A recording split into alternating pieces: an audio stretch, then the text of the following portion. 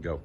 Hey, this is Dr. Rob Wildman, and welcome to the 6th module of the Sport Nutrition Specialist Review course. So I'm just going to get you started, and we'll go through what to expect during this module. It's all about skeletal muscle, and then I'll see you at the end for some question and answer and a wrap up.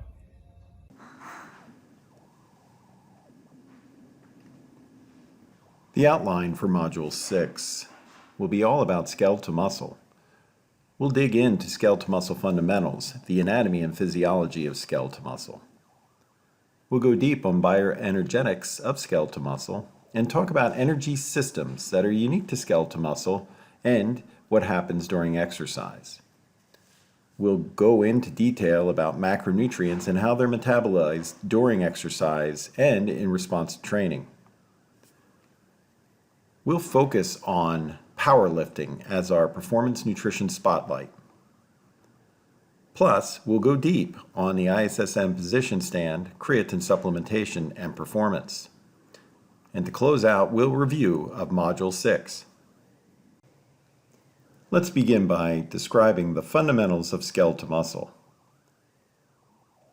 There are over 300 pairs of skeletal muscle within the human body, and the anatomy and the physiology of skeletal muscle is truly unique. As we dig in, we see a very organized design for skeletal muscle.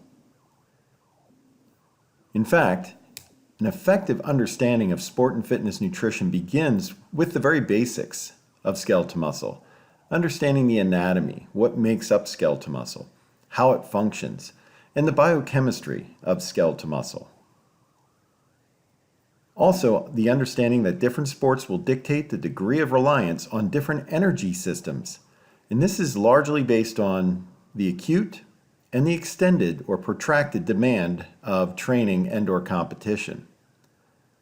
These factors can surely influence diet composition planning, and a good sport nutritionist will understand the basics of skeletal muscle, training, competition, and how best to nourish the functioning of skeletal muscle and the recovery of skeletal muscle.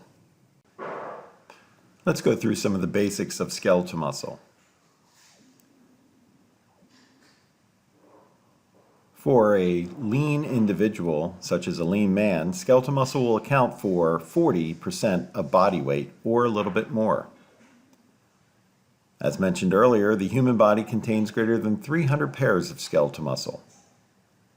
The greater the muscle mass, the greater the role it will play in the metabolism of the human body. This can affect how many calories are expended at rest as well as during exercise. In addition, it will impact the ability to store energy from the diet. The amount and activation of muscle is a principal consideration for nutrition planning for athletes and for better fitness for people who exercise. Continuing on with some of the basics of skeletal muscle. Skeletal muscle has a very organized design which can be seen through high-powered microscopes. Muscle fibers are classified into two general types, type 1 and type 2.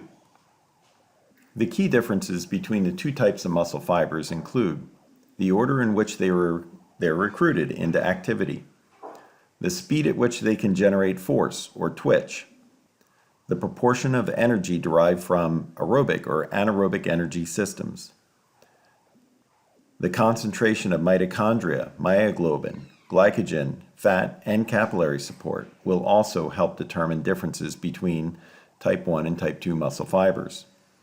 Also, isoforms of key enzymes such as myosin ATPases will vary among the two types of muscle fibers and even subtypes.